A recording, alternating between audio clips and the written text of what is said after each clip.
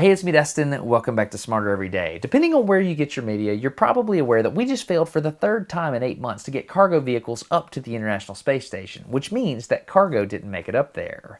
Now, the media is really negative about this, and I understand that. It's never good to blow up rockets. However, as a rocket tester, that's my day job, I think I'm a little bit more positive about this. And the reason is because I've always learned more from rocket failures than from successes. Before I show the explosions, let's talk about one thing. It's called staging. So imagine you've got this rocket and you've got really big propellant tanks and you've got engines on it, right? At some point along the way, you're going to have really big empty tanks, and that's just a lot of extra weight. Rocket engineers figured out a long time ago that if they drop off all that extra weight and they switch over to another rocket engine and smaller tanks, that they can get to orbit more efficiently.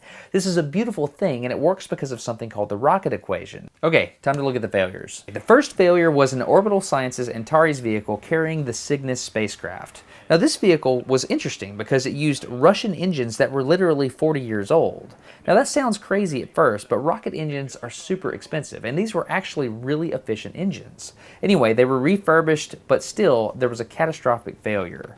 Unfortunately, a lot of stuff didn't make it to the space station. The second failure was a Russian vehicle called Progress 59. It launched like normal from Baikonur, and it even made it to space, but somewhere up there was a failure on the third stage, and everything went cattywampus. The engineers couldn't regain control, and the vehicle eventually burned up in the Earth's atmosphere. Among other things, there were a lot of toilet repair parts on that Progress vehicle, which is a pretty big deal. You gotta poop somewhere. The most recent failure was of a Falcon 9 rocket made by SpaceX. Again, the launch seemed to be normal, everything seemed to be going well, and then it seemed to vent something out the side that looked like liquid oxygen, and then all of a sudden it exploded.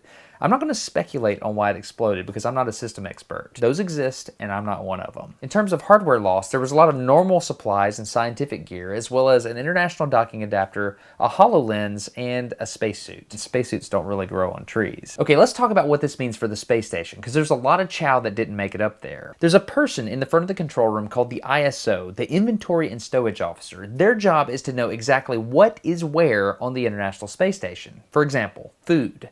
When it comes time to eat on the space station, astronauts have large bags of food. They'll scan it with a scanner. Boop! That tells the ISO that that bag is now open.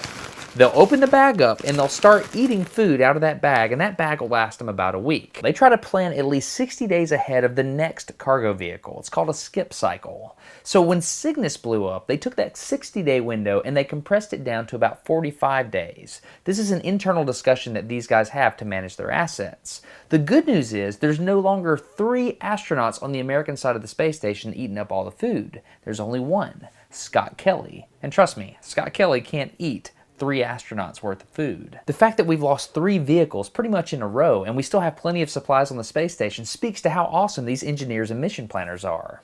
ISOs are pretty awesome. Is it okay to keep blowing up rockets? No. But I would submit to you that this might be the perfect time for it to happen if it has to. The cargo vehicle program has been incredibly reliable, almost routine in fact. I mean, look at these numbers. These reliability rates are right on par for the non-human rated rocket business. You know why this is impressive to me? There are billions of Wi-Fi connections all over the world, and there are absolutely no moving parts, yet we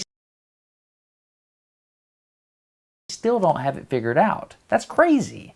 Now think about rockets. If you had 1 million movable parts on this Wi-Fi connection, would you expect it to work? I wouldn't. But somehow rockets work. That's amazing. Space is hard, but we're doing it.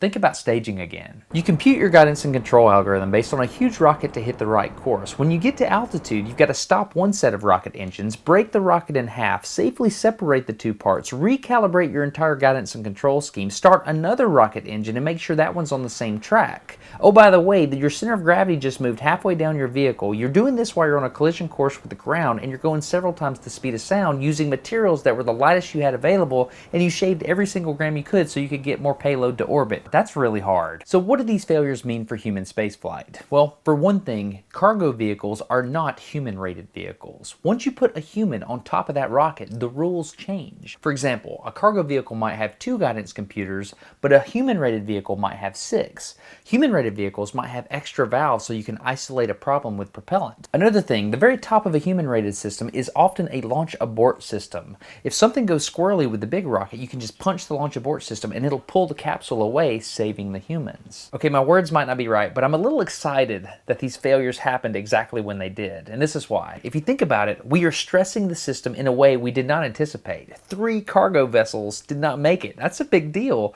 but everything's still working. So we have great mission planning. We stressed the system in a way we didn't expect, and it's working flawlessly. Number 2, we're going to uncover something, right? We did something wrong. I don't know what it is, but there might have been a weld that was wrong. We might have done something wrong procedurally.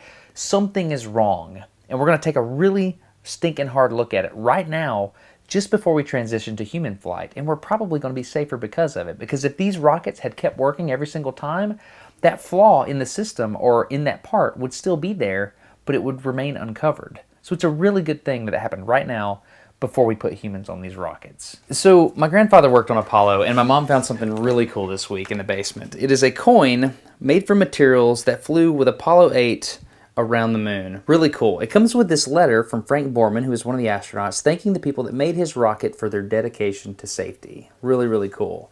Also, there's this. It's a lunar landing celebration invitation from Dr. Wernher von Braun. And if you zoom in here, you can see what he says in closing. He says, "My greatest hope is that together we can work on ever greater ventures in the future." And that's exactly what the International Space Station is. It's a greater thing. It transcends politics.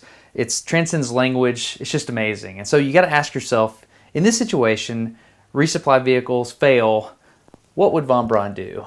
And I think he would double down. I think he would realize that he could learn from mistakes in these resupply vehicles and roll that knowledge into the human spaceflight effort. And I'm really excited about that.